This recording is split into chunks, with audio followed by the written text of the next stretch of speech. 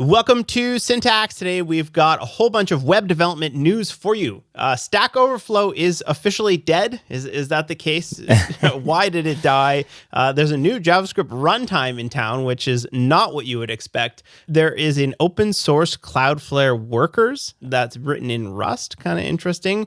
Can Firefox survive all of these in the new age of AI? Fractured JSON, new spec for formatting JSON.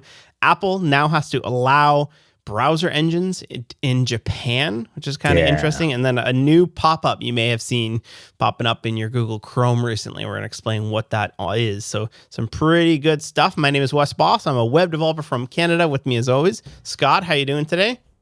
I'm doing good, man. Yeah, just hanging out, feeling good. Just working on little projects here and there. I'm getting a lot of joy out of the stuff that I'm building all the time right now. So the problem is I have too many little projects, which that's a killer. Story of my life. I was like sitting down, like looking at like what I should do during the year, and like that's like my biggest Achilles heel is that I love and am interested in too many things. And I love learning. I love going down all these rabbit holes, but there's like a certain balance of like actually finishing stuff. And finishing stuff it through. And actually like dedicating all of your focus to one particular thing for a period of time. Like over the break, I probably spent like 5 days in my basement, in one room in my basement, and I went through all of it's like our storage room, which we don't store a ton of stuff, but I like went through every single tub we had, pulled it all out, did all that stuff, built a workshop, did everything organized, 3D awesome. Printed a ton of stuff, and it was just like I spent so many days just dedicated to that one thing. And it was like the most focused time I've had on a single project in quite a little while. And the results spoke for themselves. It came out really good. So I think the AI has made the software project look a squirrel. It's made it so much worse. It's made my stress around it worse. Yeah. Yeah, I get like stressed out by how many term windows and stuff and projects I have running at once. Ain't easy.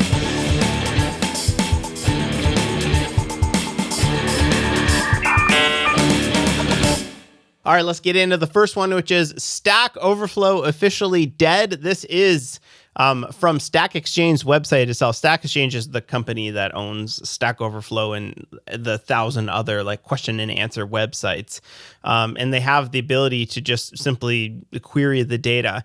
And this is from when Stack Overflow started to current day, how many questions per day have been asked. And it's crazy to see that it's just been spiraling, trending to several thousands per day. Today, that 321, that's just today, right? But currently only having thousands of questions asked per day, whereas like at the peak, you can see like the peak of COVID during lockdown, they were getting almost 200,000 questions, and maybe in 2014 they had that as well, and they've just been spiraling right on the way down, which is kind of sad, but also just like that's the way the cookie crumbles. And I'm curious, what do you think? Like, why did this happen? Yeah. Well, obviously the answer is AI. Most of the things that you would ask on Stack Overflow, the way that it would work is that you'd post on Stack Overflow. Well, maybe you'd search on Stack Overflow, and maybe there would be an answer, or maybe there would be a question, and then possibly an answer that is accepted and not correct, or accepted and not relevant, or no answer accepted at all. Or you would see, okay, this question hasn't been asked, let me post it on here, and then wait like a week for somebody to possibly respond to it.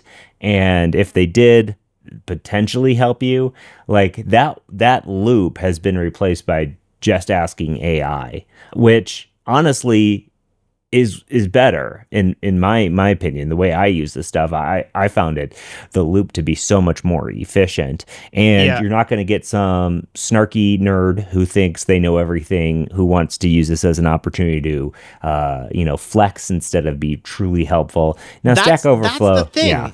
Yeah. Is that I stopped using Stack Overflow probably, I don't know, maybe 8-10 years ago. that was probably at the height, like 10 years ago. That was 2016. This is probably when I stopped using it. Yeah. And I stopped using it just because of the moderators would be like, didn't ask the question properly or not enough info, and they would just shut it down, or duplicate question, which is the most frustrating thing in the world.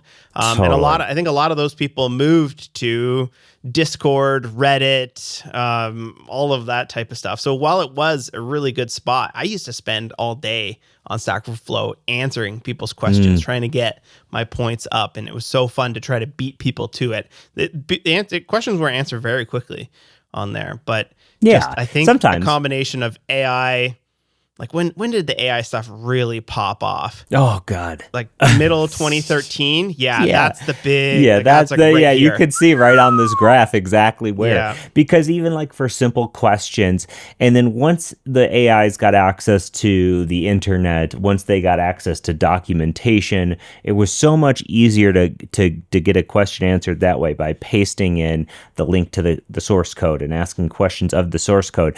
Because I do think that is like such a thing. For me, I was admittedly always on the cutting edge of stuff in a way that was negative on Stack Overflow, because if I wanted an answer on this beta software, there's no my answer is to look in the source code myself and figure it out. Yeah, you're not finding anyone to help you there. Yeah. One other thing about AI answering the questions for you is that, like we've said it ourselves on this podcast many times, is if you want help, you have to make a distilled example of you got to reproduce it outside of your project, and you got to like make a whole case and like figure it out. And often while you're doing that, you'll find the bug.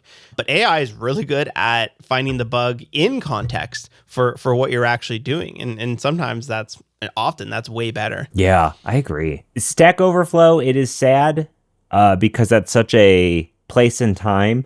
What could Stack Overflow have done to have prevented this? They could have implemented an AI solution that would have answered or attempted to answer the question instantly or something, right? And then make that public. But ultimately, it's odd that they provided all the data for everybody to sort of eat their lunch. They were sitting on a gold mine, and it doesn't look like they did much with it, unfortunately. Yeah, it's crazy. You got to wonder like what they could have done differently, because it does, from an outsider's perspective, it seems like they just kind of sat there and watched the trend go downward. Like the writing's been on the wall for years for them. So I think they've had an opportunity that either they just didn't care to solve or weren't able to come up with something. Mm-hmm. And if you want to see all of the errors in your application, you'll want to check out Sentry at sentry.io/syntax. You don't want a production application out there that, well, you have no visibility into in case something is blowing up and you might not even know it. So head on over to sentry.io/syntax. Again, we've been using this tool for a long time and it totally rules. All right. Next one we have here is Micro QuickJS. So this is from the creator of FFmpeg, and we've talked about QuickJS in the past. So Fabrice Bellard, he's the author of FFmpeg. He just said, I'm just going to write an entire new JavaScript engine called QuickJS. Absolute genius, like really knows how a lot of these lower level things work. And now he's put out another thing called Micro QuickJS. And this is a JavaScript engine targeting embedded systems, meaning that you can then run JavaScript on a microprocessor. So imagine you're running this on like an Arduino or a ESP32. We've talked about these very like $5-10 little microcontrollers, or running in very memory constrained applications, which is absolutely nuts. It's not full JavaScript, right? There's no browser in it. It doesn't even have ES6. So it's a support of a subset of JavaScript close to ES5, and it implements stricter mode, which is more error prone and inefficient. So why would somebody want to run JavaScript on a microcontroller? Do you have any thoughts there? Because they like to put JavaScript into everything. Now, honestly, I don't do any work with microcontrollers, so I'd be interested in what you would have to say here more than what I would. Yeah.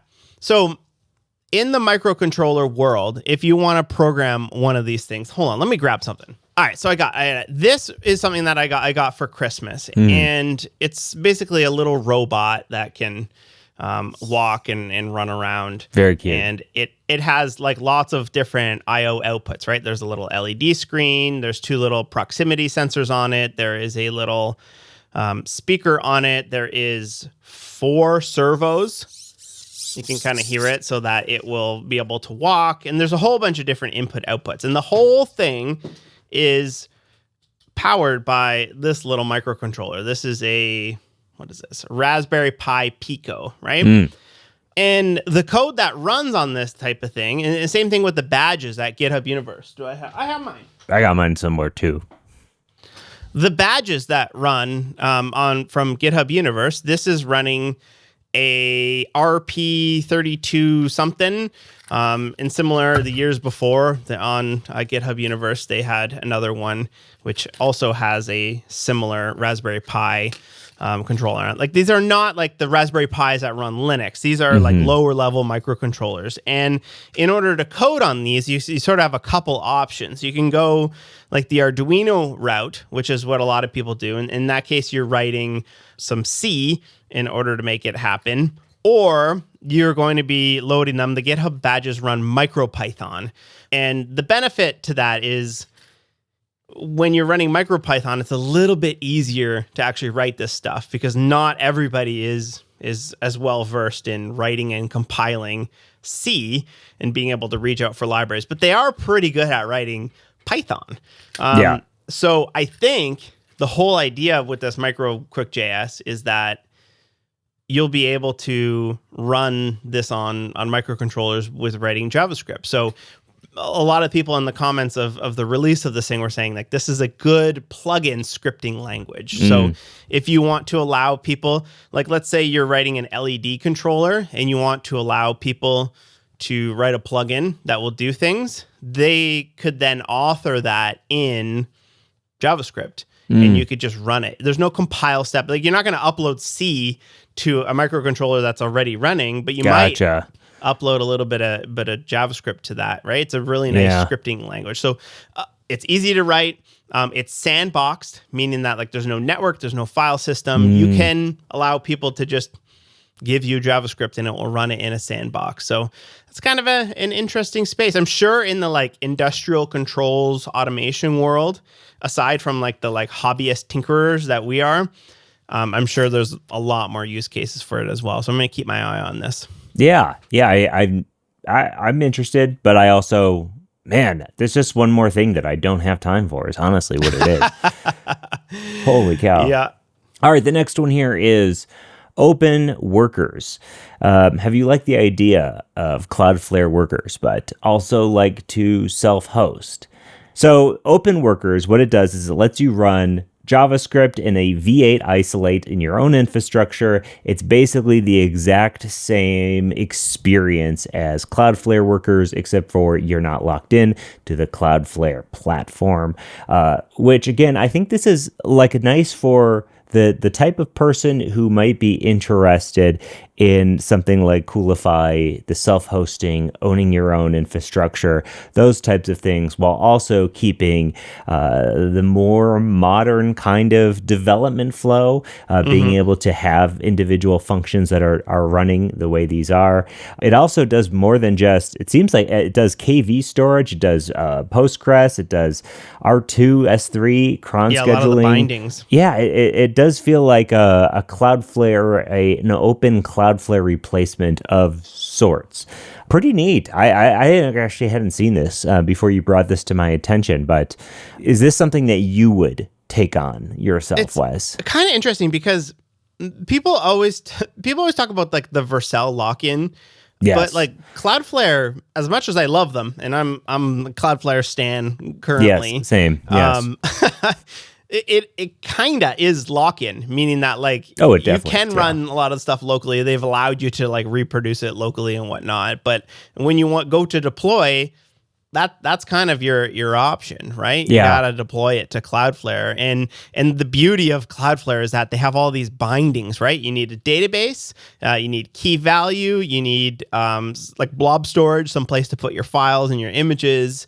They have all these things that will sort of just work together. And it works really well, and it's really, really nice. But like the thing that a lot of people don't talk about is that, like, yeah, you're kind of locked into hosting on Cloudflare. And that has not been a problem for, like, probably not anyone, I'll say, but for a lot of people. Like, my bill is almost nothing. We went over that a couple shows ago as well.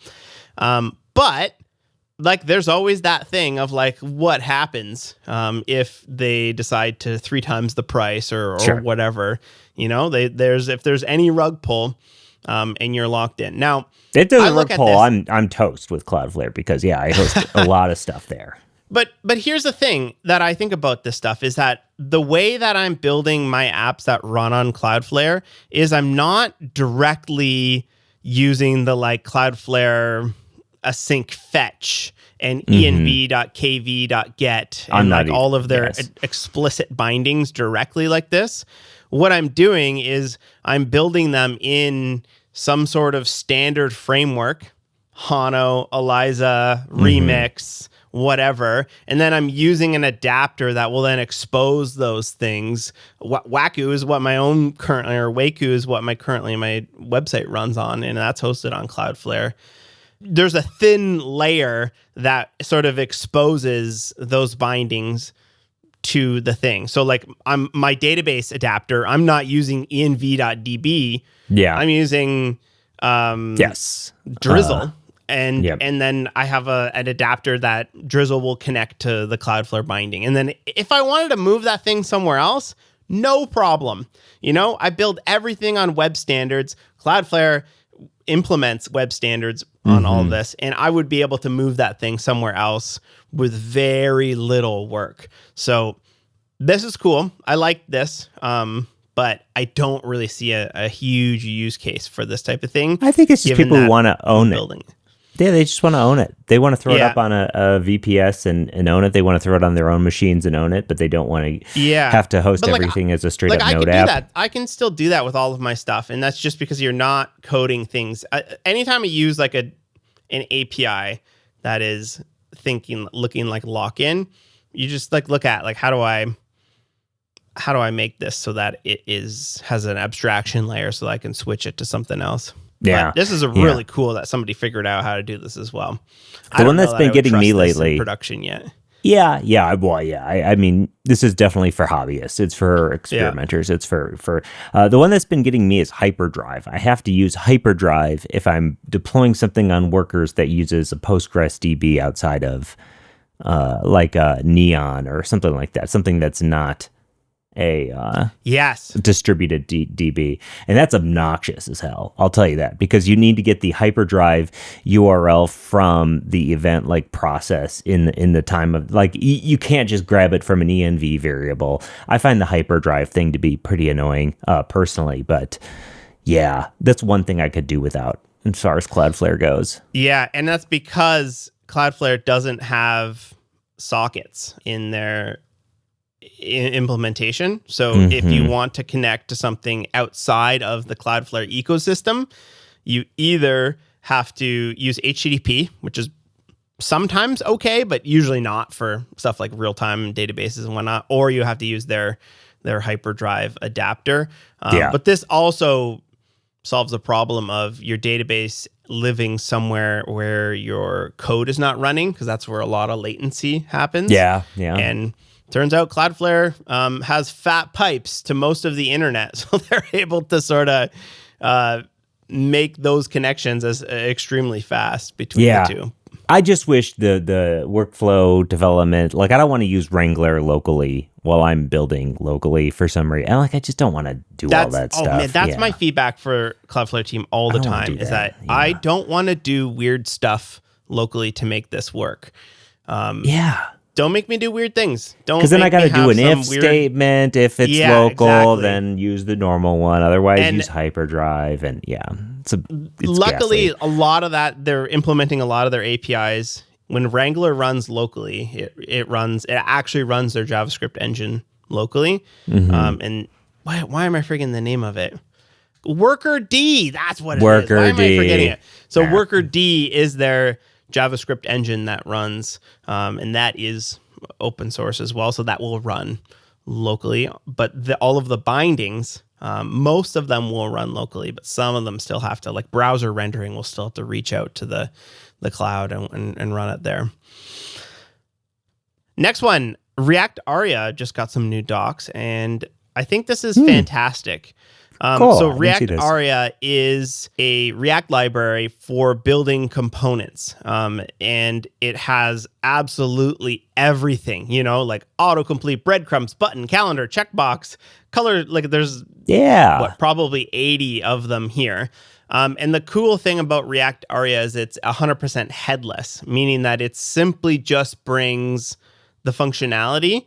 And then you bring the divs, you bring the CSS. And they just redid their documentation to be a bit more because people want that, but they also just want to slap a ShadCN component in there and call it a day. So they've redone. You've always been able to do that with React Aria, but they've redone their documentation so that it is dead nut simple on how to get this to work. So you can choose vanilla CSS or Tailwind, and then it also uses ShadCN to install the component, which I thought ShadCN is so interesting. Is people love ShadCN installing things.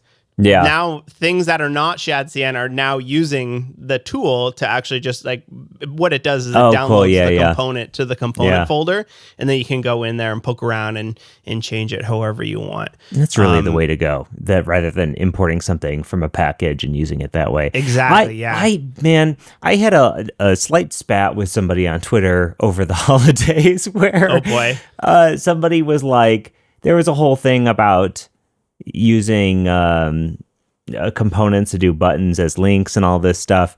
And either way, long story short, they wrote this really obtuse and just nasty looking React component just to simply output a link that could be styled as a button. That's it.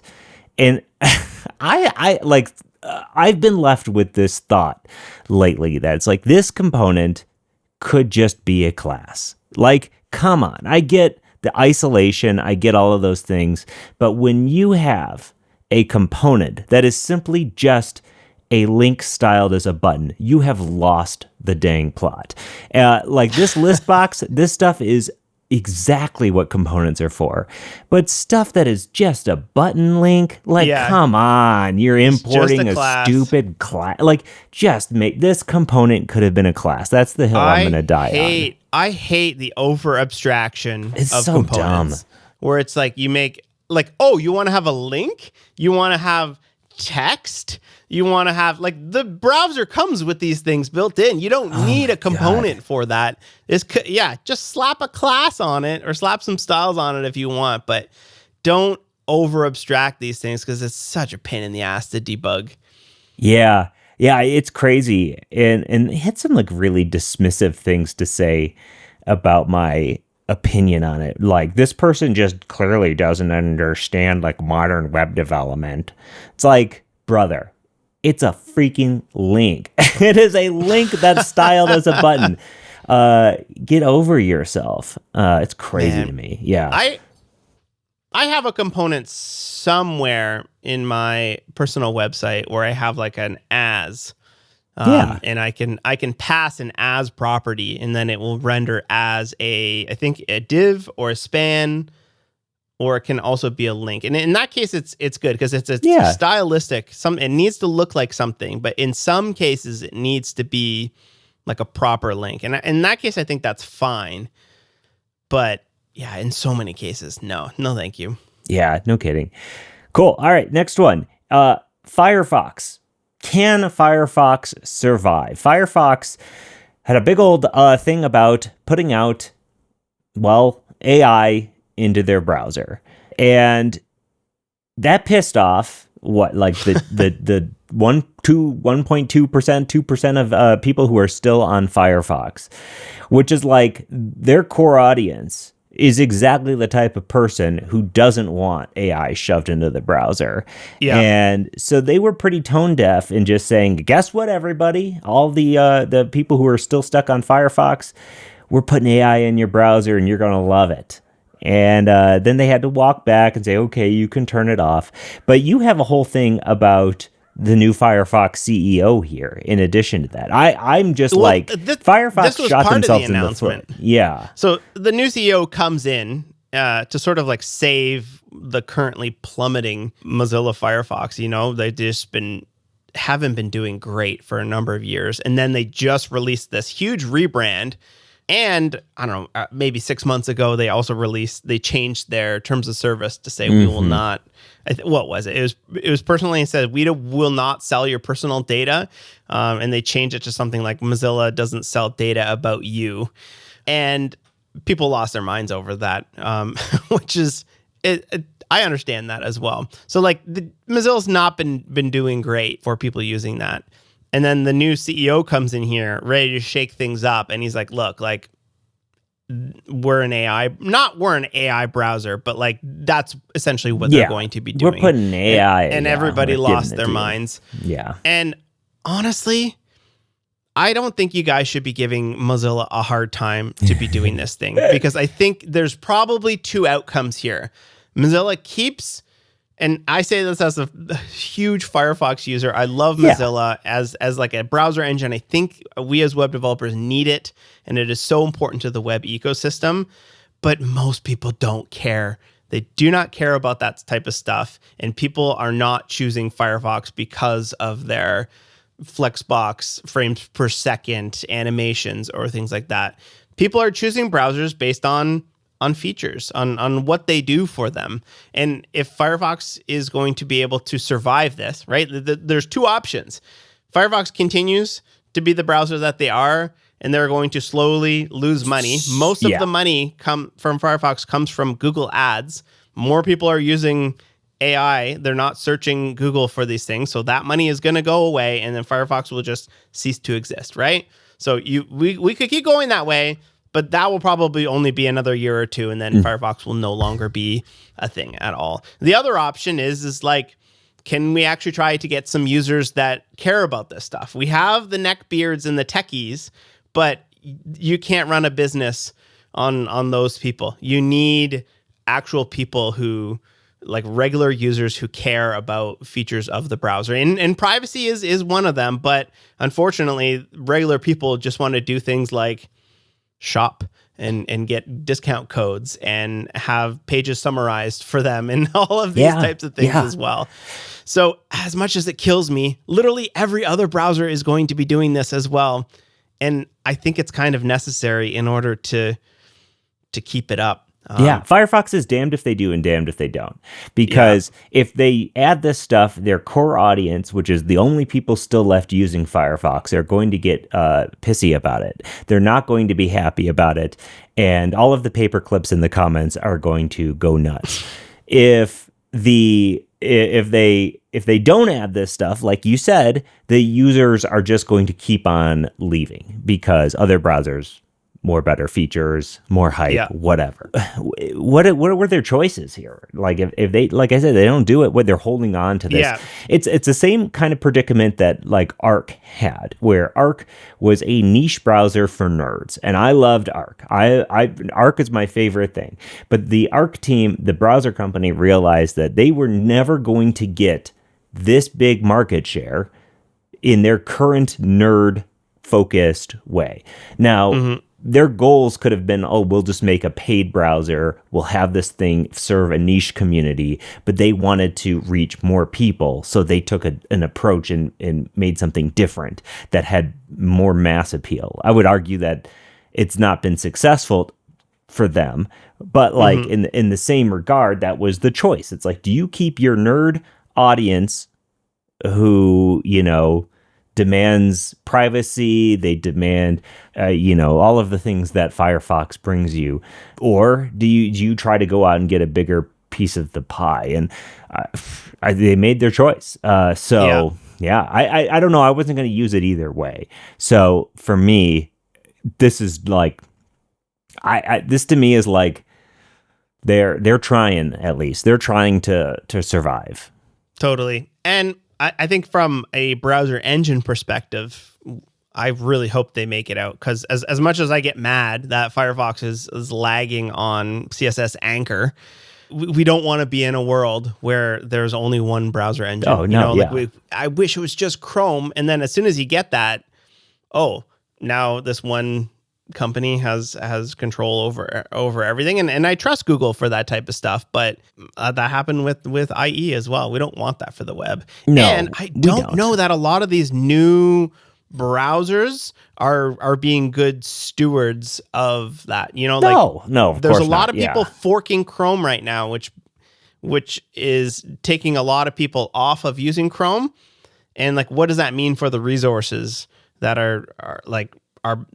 Google spends billions of dollars on engineers to actually develop Chrome, like hopefully OpenAI is actually putting some engineering talent on pushing this stuff back, and upstreaming a lot of their fixes back into Chrome. I don't know if that's the case yet or not, but we'll see. I know. I feel like although nobody's using the OpenAI browser, that thing sucks. Yeah, that sucks. Yeah, I feel you on that. I know. I like I said, I didn't even download it. I have literally 30 browsers downloaded on my computer, and I didn't even download the OpenAI one. I do not care about it. Yeah. Yeah. Speaking of alternative browser engines, Apple now is allowing alternative browser engines in Japan. Go. So under Japan's Mobile Software Competition Act, Apple must permit iOS browsers in Japan to use browser engines other than WebKit, such as obviously Blink or Gecko. Those are the other two big engines. Blink is Chrome's, Gecko is Firefox. So this is kind of interesting, although let's talk about it. This happened. I looked it up 2 years ago. 2 years ago. Yeah. The EU mandated that this exact same thing in the European Union. And guess how many alternative browser engines there are? Not browsers, browser engines, meaning that 0. like alternative browsers that use something not WebKit on iOS. Guess 0. how many? I'll tell you. 0. Yeah. And there's a good reason for that. It's that Why? Because that's the EU. And now it's the EU and Japan. So maybe there's a bigger opportunity there. But until the US has this available to them, there is there's zero incentive for Google to develop a a Blink version of Chrome just for those markets, right? Yeah, you're right. That's two different. Now they have two. Now they're forking their browser with two different rendering engines just for mobile. I want WebKit. Chrome used to be WebKit. I'm still like, my brain is still there. Yeah, I want Blink. You can't change that. I want Blink on iOS. I do. I seriously do. And maybe Gecko. I don't really want Gecko on iOS if we're being honest, but I want Blink on iOS. And like, come on. In the current US political landscape, there is 0% chance of any regulation happening to make Apple do this. And Apple is not going to do this without a regulation telling them to, because there's no incentive for them. They want to own the mobile space on iOS. And as long as Apple owns the mobile rendering space on iOS, you're missing out on the world of browser APIs and experiences that you could have off of WebKit. Like, come on. Come on. Bluetooth? MIDI? All MIDI? kinds of stuff. Like, yeah, it drives me nuts. And then we all have to support, Safari's jank and issues all the time on every mobile browser, and there's really no incentive to use other mobile browsers other than Safari, unless of course you like want to sync your bookmarks and stuff, and then you just pick the browser. They're all the dang same. It's annoying. Yeah. I will say one good thing that has also come out of these things is the part of these mandates is not just being able to use different browser engines, but it's also to make the users have a choice. So you set up an iPhone, you choose which browser you want to use. You don't just default to Safari and you have to go download a new one. And I think that's good. I think that's even though they're still rendering with WebKit under the hood, I do think that there's of course way better experiences when you're switching between the two. I use Edge on everything right now, but maybe I should switch for 2026. Yeah, you use Edge on your phone. Yes, yeah, I do that because I want my history synced. You know, if I'm like, oh, I was on a website the other day, I want to be able to start typing it in and be like, oh yeah, I get that. I found that. Or if I have something on my phone, I can open it up on my desktop really easily. I was using Arc Mobile, which honestly sucks. They had like a so weird feature where like a phone dialer would pop up. Even it's like their Arc assistant. Oh my god, whatever they were doing with it's just idiotic. But I've just been on Safari and I don't get my bookmarks synced, and I'm just been living with that. You've been fine. The one killer thing that happened maybe 6 months ago is you can now use Apple Pay in other than Safari. Okay, which is best. I hate when web checkouts don't have Apple Pay. And then the 1Password credit card never works on a mobile, you know? And then the Chrome, or I have the Edge Chrome autofill as well for my credit card. And then it asks me for the 3-digit number. I don't know that number. Bro, yeah. Just fill the whole thing in. Just you got the give information. me Apple Pay. So beautiful. Yeah, I know. Man, I'm using Helium as my browser on a day-to-day basis. And I would love just a Helium on iOS, because really what's it gonna do? It's just to sync my bookmarks. That's specifically it. But yeah. On a lighter note, this is really simple. Fractured JSON JS is a JSON formatter that formats JSON in a way that is human readable. Ew. And I absolutely love this. Because the one thing I hate about Prettier and all of those Prettier compliant ones is they put arrays on one item per line, and that drives me nuts. Especially when you have things like latitude, longitude, or you've got coupled values. This formats it in a way that is much more human readable, and as humans, we often read JSON. So this is Are just you reading a little your code still? Sometimes, Yeah. Sometimes I read it, yeah. That's a little joke. Does this work with Prettier or any of that stuff, or is it just its own thing? So I was just looking into it, and I was like, someone's got to write a plugin for Oxlint, or what is the other one that clip got pretty popular over the holidays. Biome, yeah. Someone's got to write it's in JavaScript. Someone's got to write a plugin for Biome or Oxlint that does this, because I love this. And let me choose if I want my arrays to go on one line, or I don't necessarily want them on one line. Sometimes I do because they wrap, but I want to set I don't know, put 5 items on a line and then wrap to the next line. Make it a dang matrix. Let me look at that thing. Yeah, exactly. I thought I would cover this because I've seen this pop up several times. This is a new Chrome permissions dialog. Look, and they'll say this website wants to look for and connect to any device on your local network. And that's kind of spooky when that pops up. So this is a new-ish. Wired.com It seems like it's just been connect. rolling out in Chrome. Permission for local network access.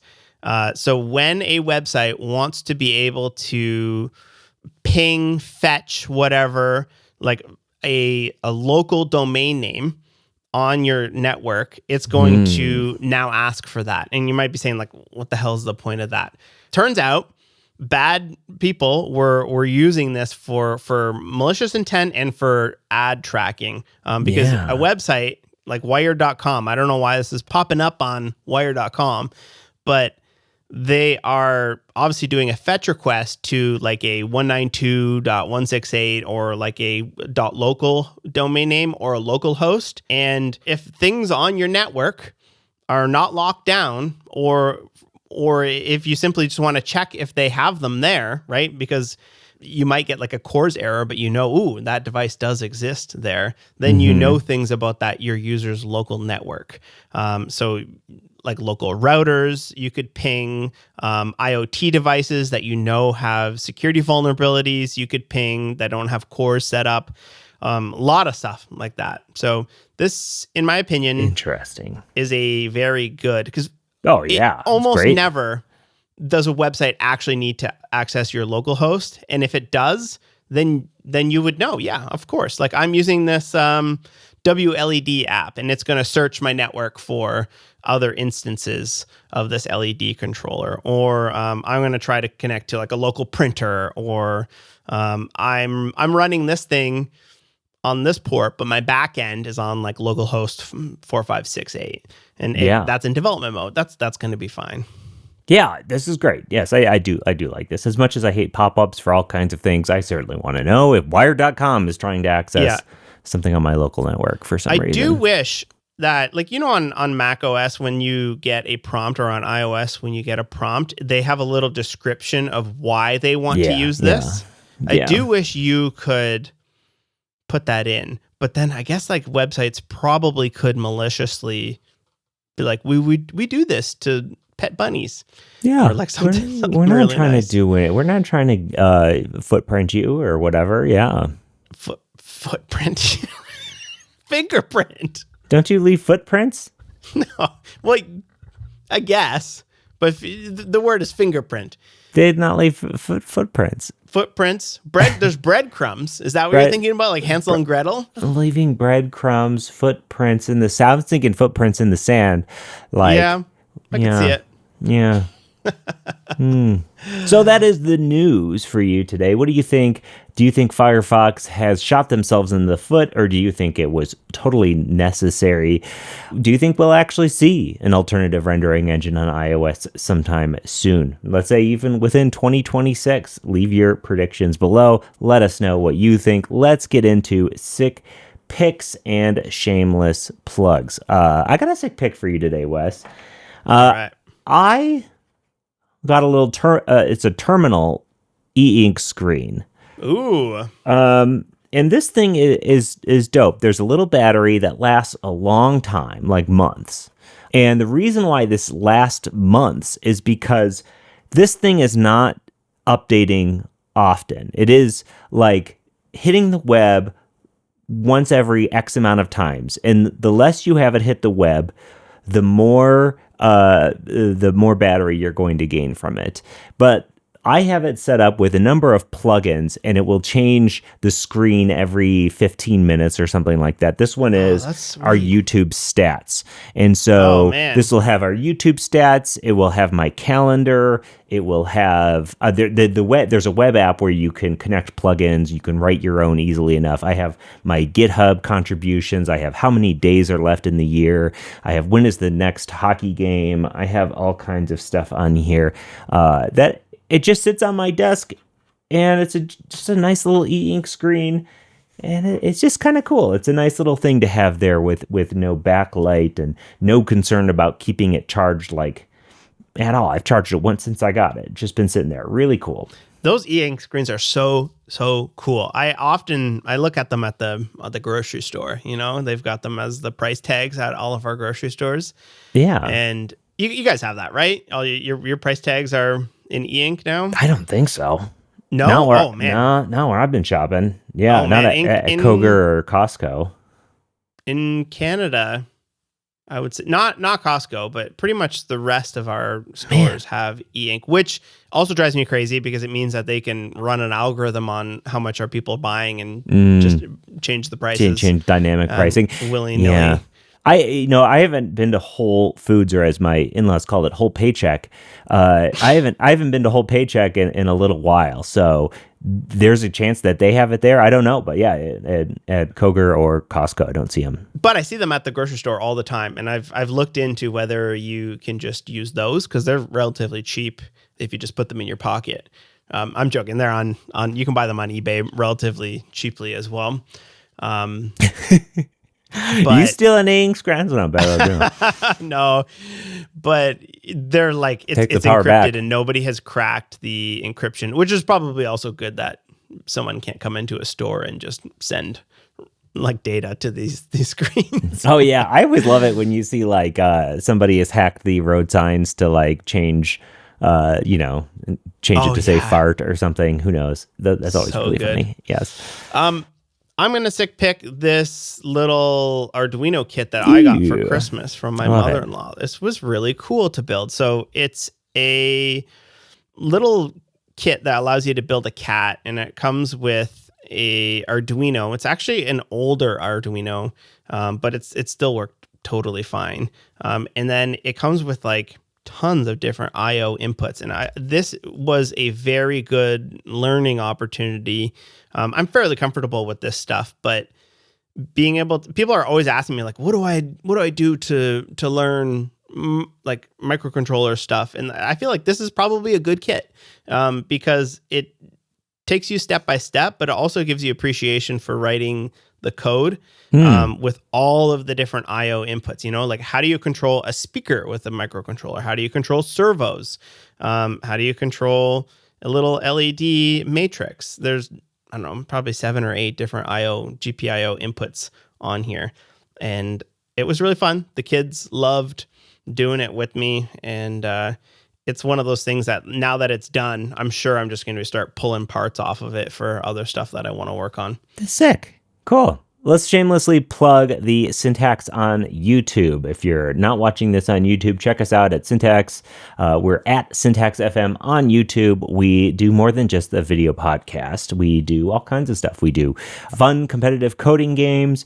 We do just hijinks. CJ Reynolds does incredible videos where he goes deep on topics. He's got one on dev containers. He's doing all kinds of really cool stuff this year. So follow us on YouTube.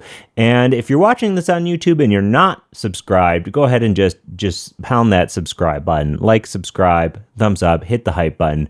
There's like 18 buttons now you can hit. Hit them all. That'd be great for us. Thank you so much. Peace.